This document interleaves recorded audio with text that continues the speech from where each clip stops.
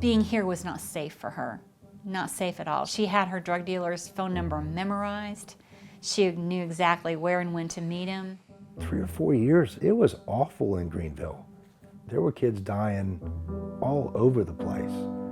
And that's one thing, but when they're kids that you know and they're kids that you taught, and these kids that you have a relationship with, it's very haunting. I had no idea. I mean, there were spoons that were disappearing, and I blamed that on my husband because every night after dinner he would have a yogurt, and then I just assumed he was throwing away the yogurt cup with the spoon in it.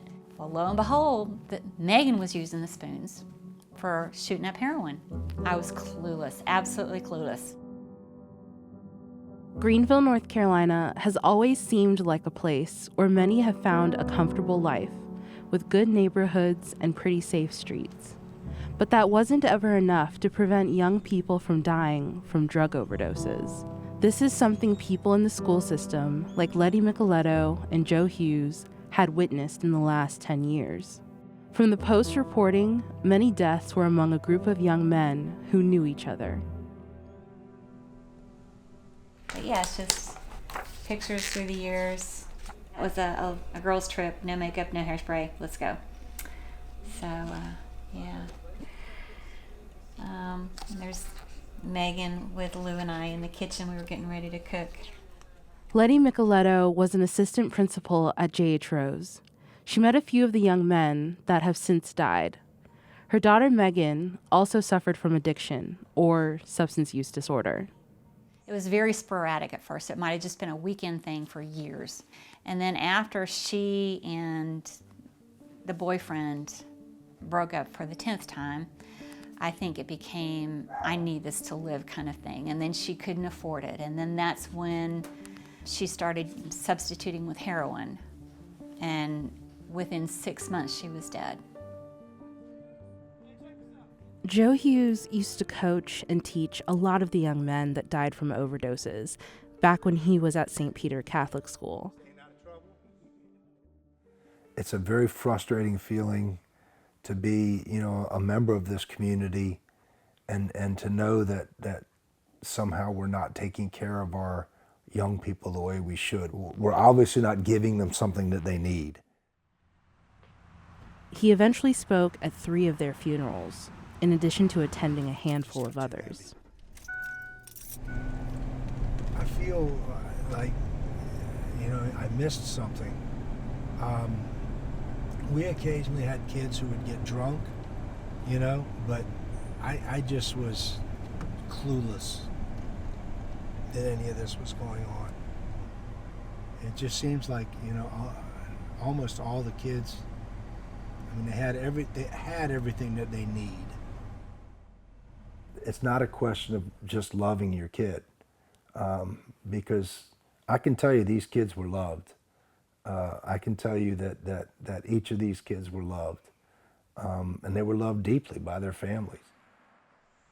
You have to be in their lives, know where they're going, know what they're doing, read their social media, and keep an eye, because my guess is they're talking to each other, and it's available if you know where to look. It was hard for her to tell me. She told me she was a heroin addict, that she was addicted to heroin.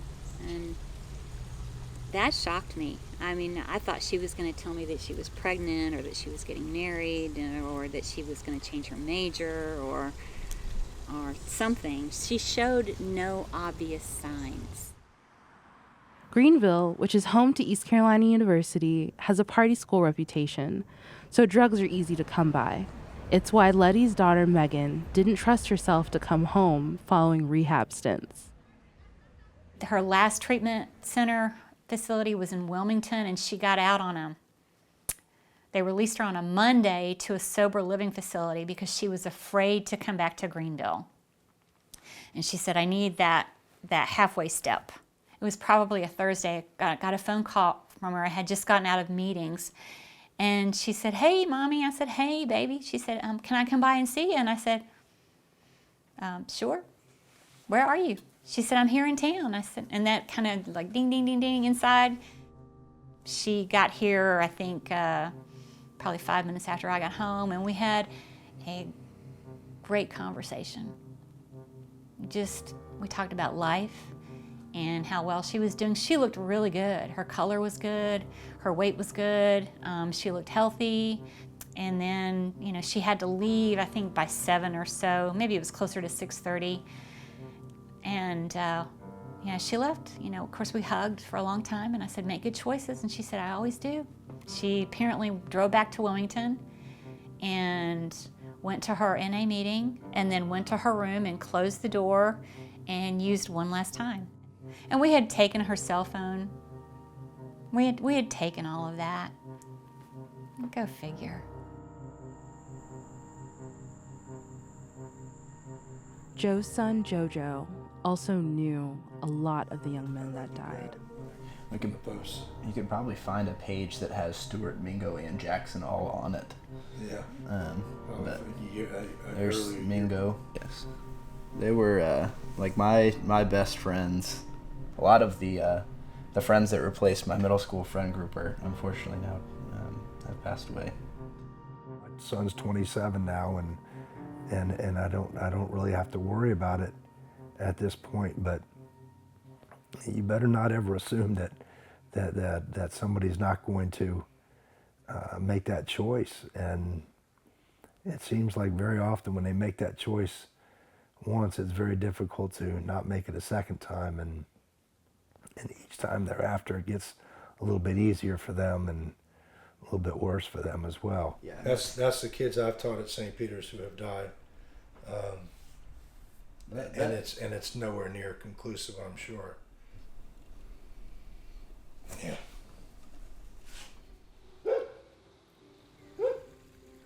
A friend of mine had given me that stone as a gift, and I was afraid to put it in the yard because I thought somebody might step on it. And so Lou built this whole area, and so there would be a safe place to put it so we could kind of remember her and honor her in some way, because I just have a hard time going to her grave. Despite Greenville's traditional Southern atmosphere, parents like Letty still wanted to talk about what happened to their children. It has nothing to do with being a good person or a bad person. It has nothing to do with having a strong will or making good choices. It has everything to do with it. It is a true physical illness that needs to be physically treated. And just like if your family member had diabetes, you know what their blood sugar count is because there's an app on your phone that tells you what it is. Well, why can't we treat addiction the same way?